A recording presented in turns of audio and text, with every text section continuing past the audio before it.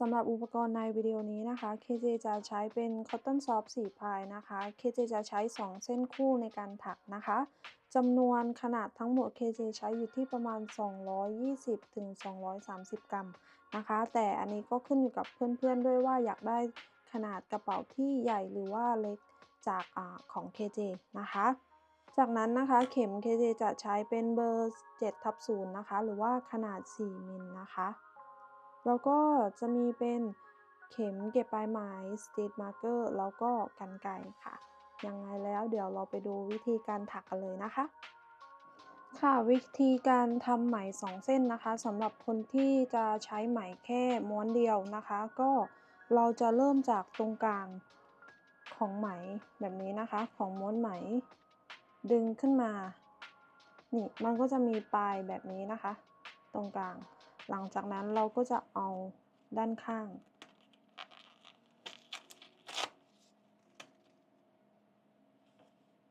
นี่อันนี้ด้านข้างเราก็จะเอา2เส้นมาประกบกัน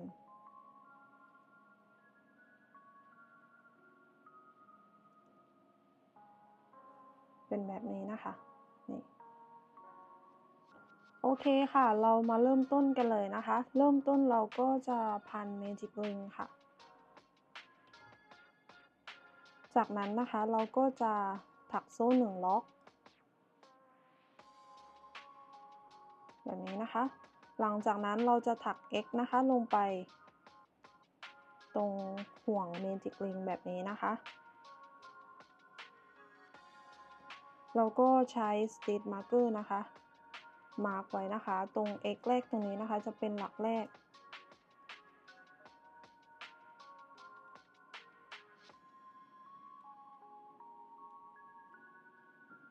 จากนั้นนะคะเราก็จะถัก X นะคะให้ครบทั้งหมด 8x นะคะ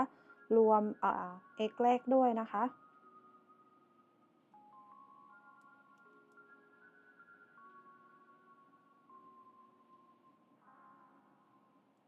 พอเราถักไปสักประมาณ 3-4x แบบนี้ค่ะ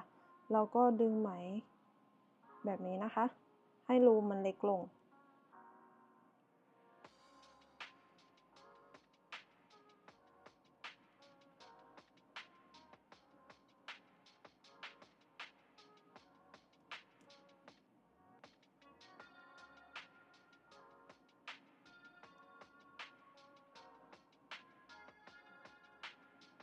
นี่นะคะหลังจากที่ครบ 8x แล้วนะคะก็จะออกมาประมาณนี้เลยนะคะก็ให้เพื่อนๆนะคะ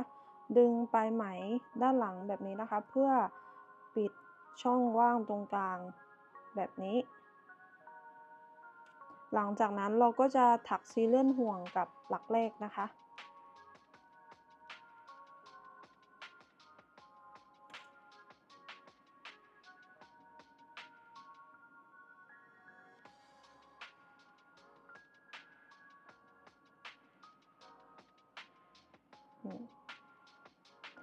แถวที่1เสร็จแล้วก็จะออกมาประมาณนี้เลยนะคะค่ะต่อไปแถวที่2นะคะเราก็จะเริ่มต้นด้วยการถักโซ่1หลังจากนั้นเราจะถัก x นะคะลงไปในหลักเดิม 1x ค่ะหลักที่เราถักซีเลื่อนห่วงนะคะแล้วก็ใช้ Stitch Marker นะคะมาร์กไว้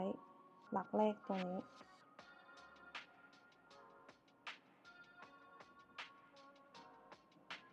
ต่อไปนะคะหลักถัดไปเราจะถักเราจะถัก 3x นะคะลงไปในหลักถัดไปค่ะ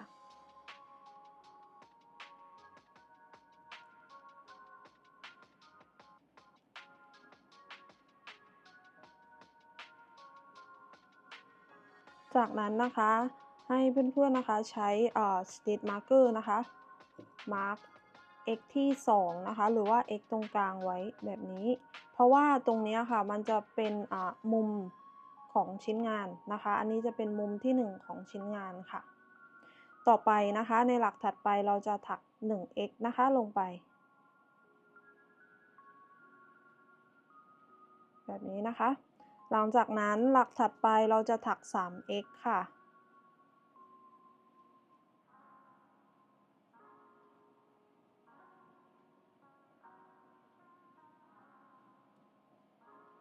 แบบนี้นะคะ แล้วเราก็จะใช้ Stitch Marker นะคะ มาร์ก x ตรงกลางไว้นะคะ ก็คือ x ที่ 2 อันนี้ก็จะเป็นมุมที่ 2 ของชิ้นงานนะคะ จากนั้นในหลักถัดไปเราจะถัก 1x ค่ะ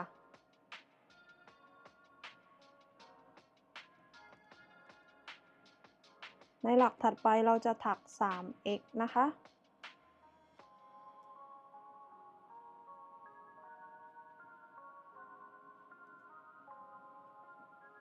ก็เหมือนเดิมเลยค่ะ ใช้ Stitch Marker มาร์ก x ตรงกลางไว้นะคะ อันนี้จะเป็นมุมโค้งของชิ้นงาน มุมที่ 3 นะคะ อันนี้จะเป็นมุมที่ 3 ของชิ้นงานค่ะ จากนั้นนะคะเราก็ถัก 1x ลงไปในหลักถัดไปค่ะ อันนี้เราก็มาถึงหลักสุดท้ายแล้วนะคะ ตรงนี้มันจะดูเหมือนเป็นหลักใช่ไหมคะ แต่ที่จริงก็คือหลักที่เราถักซีเลียนห่วงก็คือตรงนี้ อันนี้คือหลักสุดท้ายนะคะ เราก็จะถัก 3x นะคะลงไปในหลักสุดท้ายในหลักเดียวกันค่ะ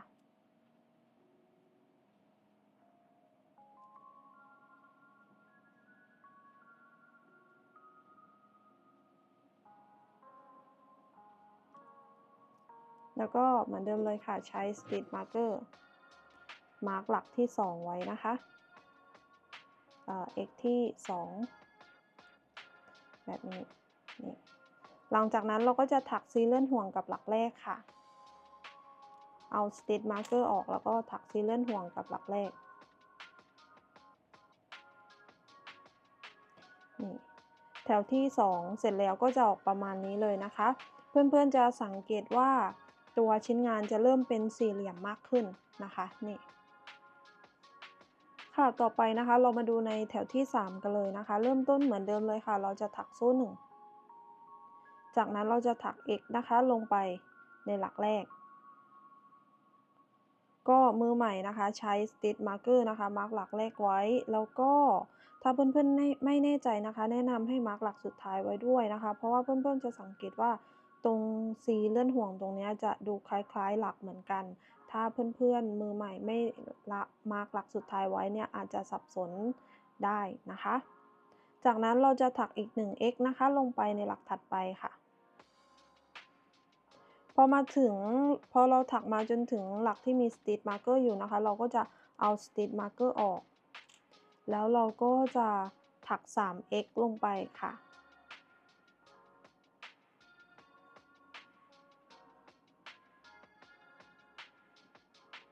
แล้วก็ใช้ Stitch Marker มาร์ก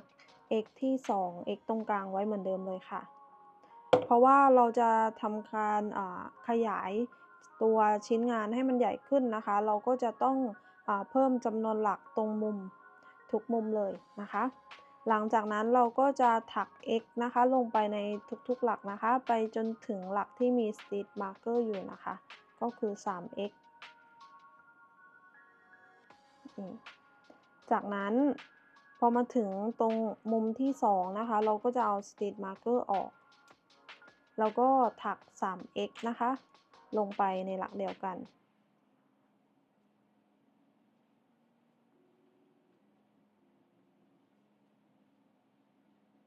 เราก็ใช้ Stitch Marker มาร์ก x ตรงกลางหรือว่า x ที่ 2 ไว้เหมือนเดิมนะคะ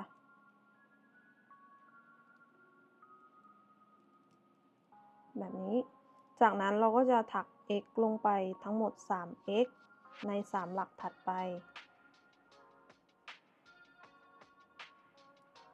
อันนี้เราก็มาถึงมุมที่ 3 แล้วนะคะ เราก็จะเอา Stitch Marker ออก แล้วก็ถัก 3x ลงไปค่ะ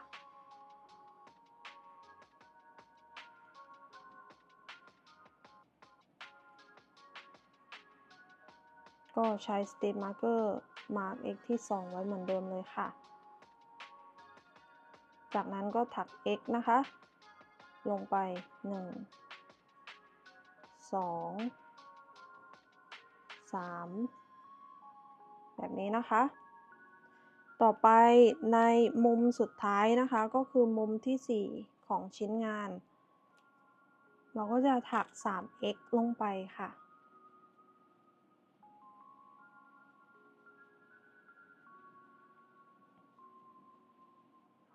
เราก็ใช้ Stitch Marker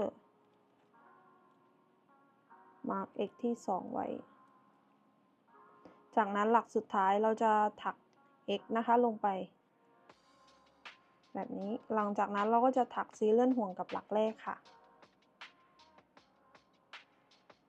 นี่นะคะแถวที่ 3 เสร็จแล้วก็จะออกมาประมาณนี้เลยเพื่อนๆจะสังเกตว่าตัวชิ้นงานนะคะมันจะเริ่มขยายใหญ่ขึ้นนะคะนี่ก็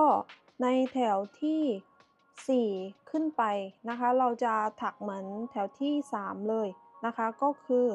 เริ่มต้นเพื่อนๆก็ถักโซ่1แล้วก็ถัก x ลงไปในหลักแรกนะคะหลังจากนั้นถัก x ลงไปในทุกๆหลักไปจนถึงหลักที่มี Stitch Marker อยู่ก็คือมุมแรกของชิ้นงานแล้วก็ถัก 3x ลงไปในหลักเดียวกันนะคะจากนั้นเราก็จะใช้ Stitch Marker นะคะ mark ตรงx ที่ 2 เอาไว้นะคะเพื่อเราจะทำเป็นสัญลักษณ์นะคะในการขยายฐานให้มันใหญ่ขึ้นนะคะหลังจากนั้นเพื่อนๆก็ทำเหมือนเดิมเลยถัก x ลงไปในทุกหลักพอมาถึงหลักที่มี Stitch Marker อยู่ก็ถัก 3x ลงไปทำแบบนี้นะคะเราจะถักแบบนี้นะคะให้ได้ขนาดฐานที่เราต้องการนะคะก็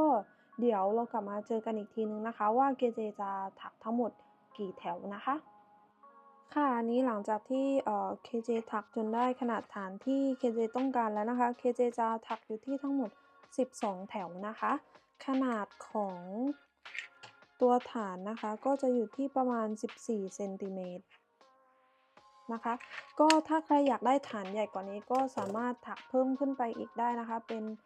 17-18แถวก็แล้วแต่เพื่อนๆต้องการเลยนะคะโอเคค่ะต่อไปนะคะเราก็จะไปกันต่อแถวที่13นะคะเริ่มต้นเราก็จะถักโซ่1หลังจากนั้นเราจะถัก x ลงไปนะคะในทุกๆหลักเลยนะคะวนรอบชิ้นงานเลยโดยเราจะอ่าไม่ถักเพิ่มจำนวนตรงมุมของชิ้นงานแล้วนะคะก็ถัก x วนรอบชิ้นงานเลยค่ะ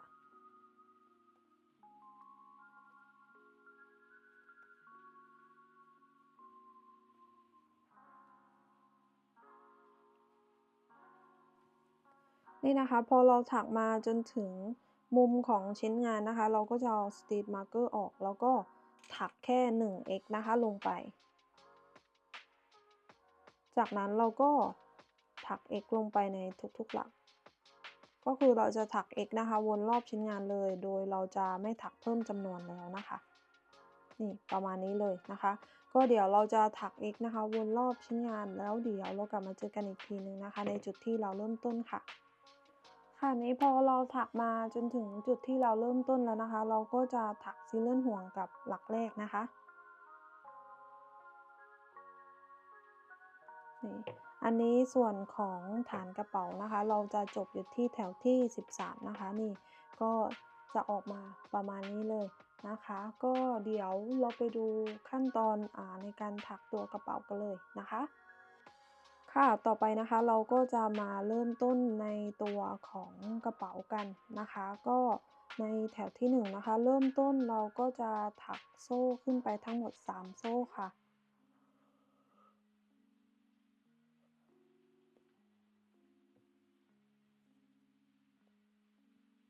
แบบนี้นะคะเราจะถัก F นะคะแต่เราจะแทงลงไปในหลักข้างหลังแบบนี้ปกติเราก็จะถักไปข้างหน้านะคะแต่เนี้ยให้เราแทงลงในหลักข้างหลังก็คือหลักสุดท้ายก็คือพันเข็ม1ครั้งแทงเข็มลงไปในหลักสุดท้ายเกี่ยวไหมขึ้นมาเกี่ยวไหมลอดผ่าน2เกี่ยวไหมลอดผ่าน2นี่อันนี้เราก็จะได้ชุดแรกแล้วนะคะก็คือ1ชุดจะมี2หลักนะคะต่อไปเราก็จะถัก F นะคะก็คือเราจะเว้น1หลัก1หลังจากนั้นเราจะแทงเข็มลงไปในหลักที่2แบบนี้จากนั้นเราจะถัก F นะคะแต่เราจะแทงลงไปตรงหลัก ตรงนี้ที่เราข้ามก่อนหน้านี้ค่ะแบบนี้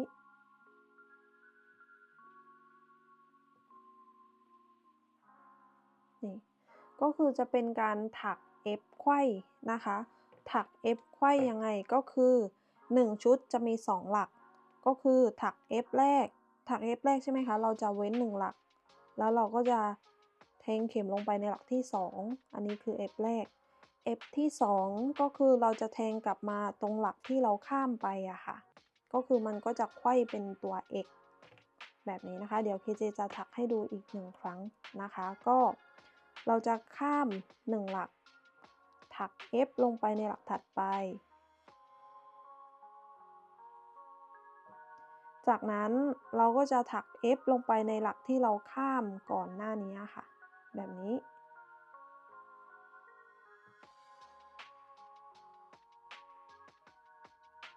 นี่นะคะเว้น1หลักถัก F ลงไปในหลักถัดไปจากนั้นเราจะถัก F ลงไปในหลักที่เราข้ามอะค่ะก่อนหน้านี้นี่เราจะถักแบบนี้นะคะวนรอบมาจนถึงนี่จุดที่เราเริ่มต้นอันนี้คือหลักสุดท้ายนี่เราก็จะมาถึงชุดตรงนี้นะคะแล้วเดี๋ยวเรากลับมาเจอกันอีกทีหนึ่งนะคะค่ะอันนี้เราก็ถักมาจนถึงชุดสุดท้ายนะคะตัวจำนวนหลักอะค่ะมันก็จะพอดีกับแพทเทิร์นเลยนะคะนี่ก็จะออกมาประมาณนี้เลยนะคะนี่จากนั้นนะคะก็ให้เพื่อนๆถักซีเลื่อนห่วงลงตรงนี้นะคะนี่ปกติเราก็จะถักซีเลื่อนห่วงลงตรงหลักใช่ไหมคะก็ให้เพื่อนๆถักซีเลื่อนห่วงลงตรงนี้นะคะนี่แถวที่1เสร็จแล้วก็จะออกมาประมาณนี้เลยนะคะโอเคค่ะต่อไปเรามาเริ่มแถวที่2กันเลยนะคะก็เริ่มต้นเราก็จะถักโซ่3แบบนี้นะคะหลังจากนั้นเราจะถัก X นะคะก็คือเราจะแทงเข็มลงตรงนี้นะคะก็พันเข็มแทงเข็มลงตรงนี้นะคะเกี่ยวไหมขึ้นมานี่อันนี้เราก็จะได้1ชุดแล้วนะคะต่อไปนะคะชุดต่อไปเราก็จะถัก F นะคะก็คือเราจะเว้น2หลัก1 2แล้วเราก็จะแทงเข็มลงตรงกลางช่องว่างตรงนี้เกี่ยวไหมขึ้นมานี่จากนั้นเราจะถัก F นะคะโดยเราจะแทงกลับมาตรงหลักตรงนี้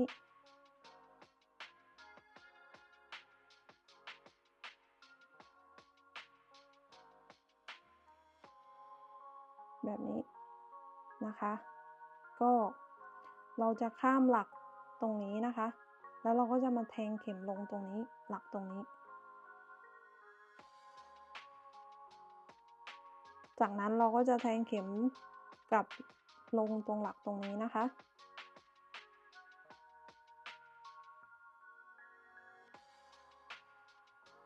นี่แบบนี้นะคะเดี๋ยวเคจะทำให้ดูอีกครั้งหนึ่งนะคะเราจะเว้น1หลักตรงนี้เราก็แทงเข็มลงหลักถัดไปตรงนี้จากนั้นเราก็จะแทงเข็มกลับมาตรงหลักตรงนี้นะคะ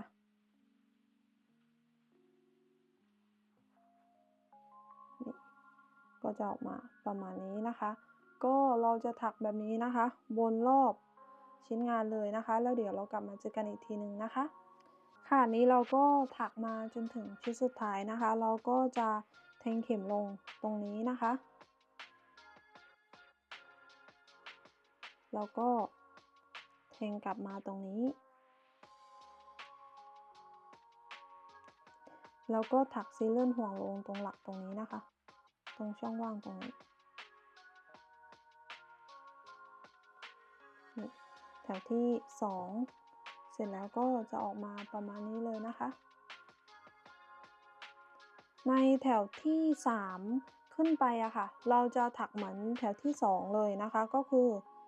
เราจะถักโซ่3หลังจากนั้นเราจะแทงเข็มก็คือถัก F นะคะลงตรงนี้หลังจากนั้นเราก็ถักเหมือนเดิมเลยถักไขว้สลับกันนะคะเราจะถักให้มันสูงขึ้นไปจนได้ความสูงของตัวกระเป๋าที่เราต้องการแล้วเดี๋ยวเรากลับมาเจอกันอีกทีนึงนะคะว่าดูว่า KJ จะถักทั้งหมดกี่แถวนะคะค่ะอันนี้หลังจากที่ KJ ถักจนได้นะคะขนาดความสูงของตัวกระเป๋าที่ KJ ต้องการแล้วนะคะ KJ จะถักอยู่ที่ทั้งหมด14แถวนะคะอันนี้ก็แล้วแต่เพื่อนๆว่าอยากได้ความสูงประมาณไหนนะคะก็ความสูงจะอยู่ที่ประมาณ16เซนติเมตรนะคะก็ถ้าใครอยากได้สูงกว่านี้ก็สามารถเพิ่มจำนวนแถวขึ้นไปได้นะคะก็ถ้าใครอยากได้ความสั้นกว่านี้นะคะก็ให้ลดจำนวนแถวลงนะคะค่ะขั้นตอนต่อไปนะคะเราก็จะถักซีเลื่อนห่วงกับโซ่ที่3ตรงนี้นะคะเพื่อนๆจำได้ไหมคะตอนที่เพื่อนๆเริ่มต้นแถวอะ เพื่อนๆจะต้องถักโซ่3ใช่ไหมคะก็ให้เราถักซีเลื่อนห่วงตรงโซ่ที่3ตรงนี้นะคะ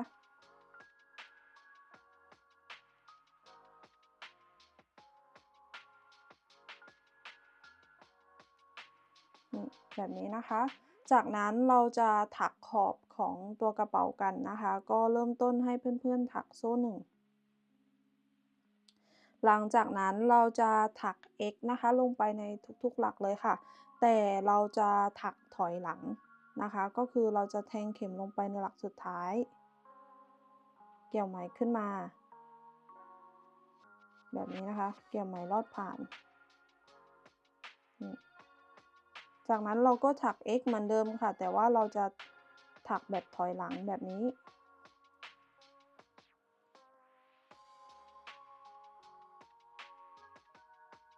ถอยหลังแบบนี้นะคะ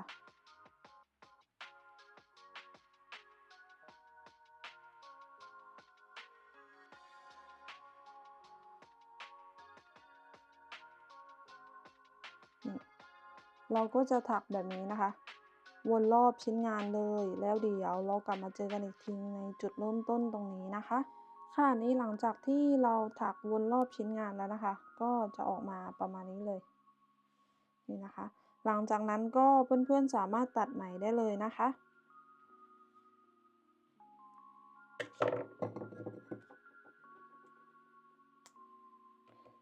เราก็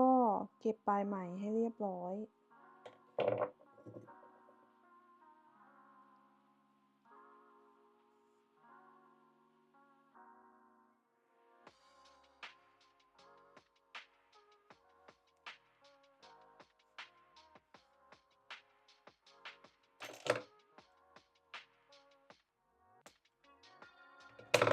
นี่นะคะเสร็จแล้วก็จะออกมาประมาณนี้เลยนะคะนี่ก็เดี๋ยวเราไปดูขั้นตอนต่อไปกันเลยนะคะ